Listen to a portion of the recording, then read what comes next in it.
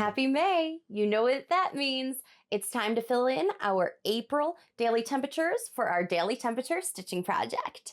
If you've been following along, then you know that every month we have a video here on our Sunday Stitches programming where we collect all of the temperatures from the previous month and we stitch them into a floral embroidery hoop. If you're new here, I'll be sure to link the intro video so you can know how to start and work on this project, and I'll link it in the description below so you can go check that out.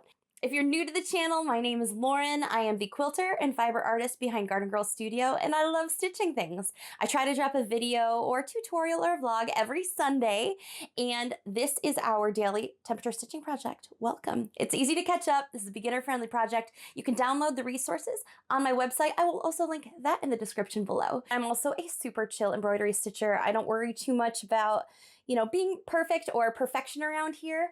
And I always love a cozy or enjoyable drink. And today I have an iced tea from Super Official, our local cafe. It is delicious. It's oolong tea with a little bit of peach, and it is so good. So I'm gonna be sipping this. So feel free to grab your favorite coffee, tea, cozy beverage. And yeah, let's jump in. Let's get stitching. So I have something new in the studio this week. I now have an embroidery hoop holder. This is my first time using it, so let's see how it goes. It was pretty easy to assemble, which was fantastic. It's totally adjustable, and I can adjust the hoop angle for comfortable stitching, which is fabulous. And the holders on the side here, they can slide along this rail to account for different size embroidery projects.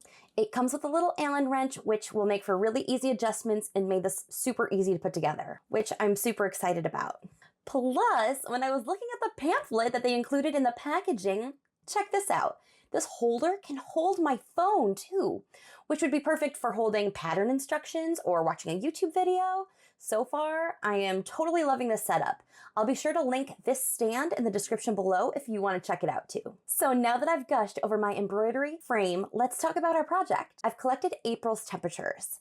I'm basing my daily temperatures off of the average daily temperature for my area. Our low temperature here in April was about 34 degrees, and our high for the month of April was 59 degrees Fahrenheit. With these temperatures that I've collected, our dash colors worked out to be 13 lavender dashes, 1 dark blue dash, 10 mauve pink dashes, and 6 dark pink dashes. That's right, this month we get to add in dark pink. I'm so excited. Since we filled in the right side of this project in March, this time I'm going to kind of try to balance things out by adding stitches to the left side of our project. I'm going to start stitching dashes beginning with our 13 lavender temperatures. And I'll fill in a few at the top here to represent the beginning of the month, and then a few a little bit lower for the end of the month where we had some corresponding temperatures kind of toward the end of the month. So I'm going to kind of try to place them based on how they occurred, but it certainly won't be perfect day by day placement. Now I'm adding the one and only dark blue dash. Mauve pink dashes are up next.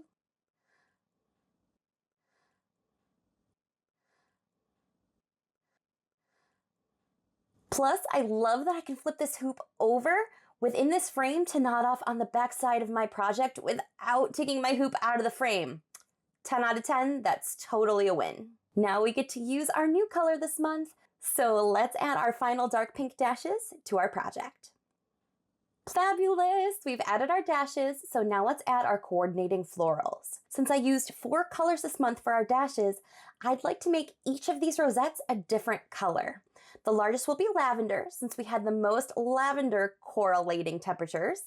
The medium rosette will be mauve pink, and the small rosette will be dark pink. And we'll make our wildflower blue to represent our 1 dark blue temperature from this month. Remember from last month, we're going to try to coordinate our little wildflowers as they appear with close by months. So since we have the rosettes and we have a wildflower nearby, we're going to scoop up that wildflower and we're going to add it into this month's florals. In order to make these woven wheel rosettes, let's start by adding in our spokes for our wheels. I am using a Frixion pen to draw in the spokes, and with this Frixion ink, it disappears with heat, just like the rest of our design, so we won't have to worry about these lines being present or showing up later. For whole circle rosettes, so these are whole circles, we need to add an odd number of spokes. I'll add in 5 spokes for the 2 larger rosettes and I'm going to do 3 spokes for the small rosette since it's so tiny. I have a video tutorial for traditional woven wheel rosettes that I'll share in the description below if you want to see exactly how to make a traditional woven wheel.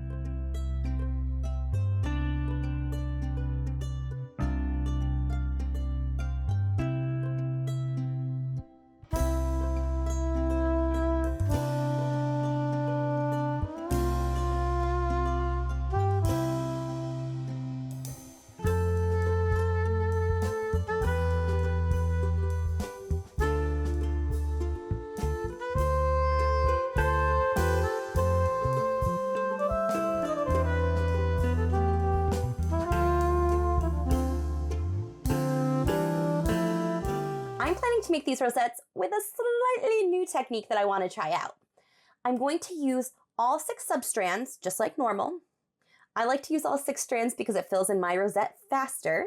And our little twist is that I'm going to use 1 main strand to stitch each of the spokes, but I'm going to double up my strand to weave over and under each spoke. So this is a little bit new.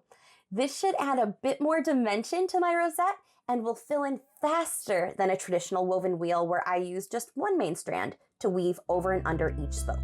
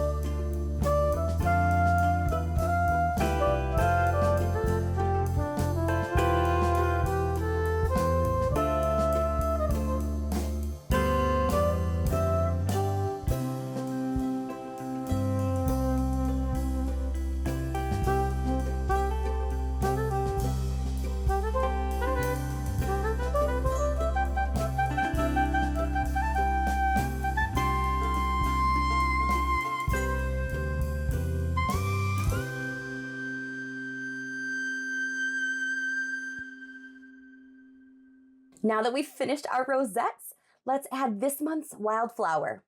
Because we only had 1 dark blue dash, I think I'll try to keep the colors to scale and a bit more balanced. So let's make our French knots in the center of the flower dark blue.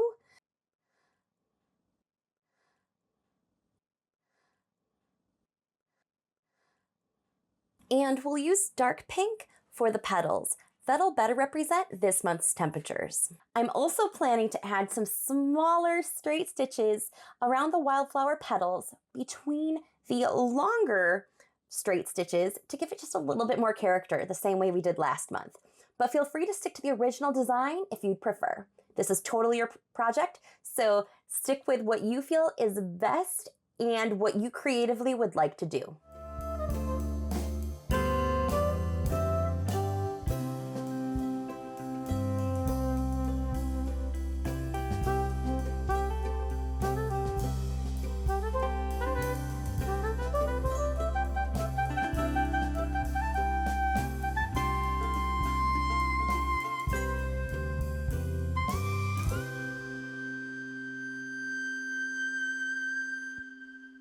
And there we have it. We've added April's temperatures to our project.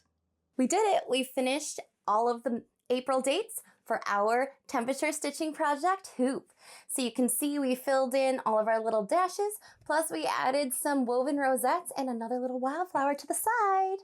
Awesome. I can't wait to see what May temperatures bring. I guess we'll find out now that it's May. So be sure to hit that like button if you enjoyed this video. That way more stitchers and embroiderers can find similar content that they might also enjoy. If you enjoyed this video, consider sticking around. I have plenty more tutorials, vlogs, and every Sunday I post up another stitching tutorial vlog or stitching hangout. Thanks so much for hanging out, friends. Until next time, happy stitching.